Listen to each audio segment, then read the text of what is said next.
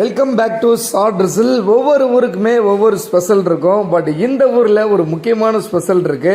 இந்த ஊர் பேர் சொன்ன உடனே ஆஹா இதுதான் ஸ்பெஷலா அப்படின்னு நீங்கள் நினைக்கக்கூடிய அளவுக்கு தான் இந்த ஊருடைய ஸ்பெஷல் இருக்கும். இப்போ நம்ம எங்கே இருக்கோம்னு பார்த்தீங்கன்னா திருநெல்வேலியில் இருக்கக்கூடிய நீங்கள் கெஸ் பண்ணியிருப்பீங்க அப்படின்னு நினைக்கிறேன்.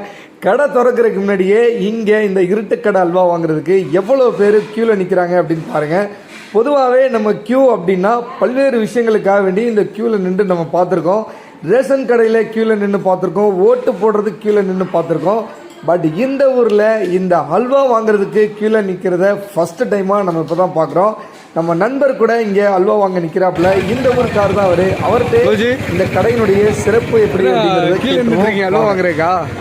சரி சரி சரி. என்ன அவ்வளோ ஃபேமஸா இங்கே? திருநெல்வேலினாலே இந்த கடை தான் ஃபேமஸ். டேஸ்ட் வைஸாகவும் நல்லாவே இருக்குமா?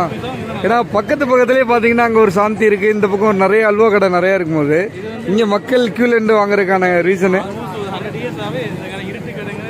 இருட்டுக்கடைனா ஃபேமஸ். அந்த பேருக்காகவே மக்கள் எல்லாம் வெயிட் பண்ணி வாங்குறாங்க. சரி சரி. திருநெல்வேலி போனோமா அல்வா வாங்கினோமா அமைதியாக வந்தோமான்னு இல்லாமல் நான் இந்த கடையினுடைய ஃபுல் ஹிஸ்ட்ரி கேட்கும்போது இது 1900 இந்த கடை இருக்குது அப்படின்னு சொல்கிறாங்க. ஆல்மோஸ்ட் 123 வருஷமாக இந்த கடை இந்த இடத்துல தான் இருக்குது. இதே பெயர்லாம் இயங்கிக்கிட்டு இருக்கு. இந்த கடைக்குன்னு பார்த்தீங்கன்னா ஒரு பேர் பலகை கூட கிடையாது. பட் இருந்தாலும் இவ்வளோ மக்களை ஈர்த்ததுக்கான காரணம் ரொம்பவே ஒரு பழமையான அல்வா கடை அப்படிங்கிற விஷயம் மட்டும்தானா, அல்லது இதனுடைய டேஸ்ட்டும் நல்லா இருக்குமா அப்படின்னு சொல்லி நம்ம கேட்கும் பொழுது ஆரம்ப காலங்களில் இதனுடைய டேஸ்ட்லாம் ரொம்பவே அல்டிமேட்டாக இருந்துச்சு. பட் இப்போலாம் பார்த்தீங்கன்னா டேஸ்ட் வைஸ் குறைஞ்சிருச்சு, ரேட்டும் அதிகமாக இருக்குது அப்படின்னு தான் பரவலாக நிறைய இடத்துல சொல்லப்படுது.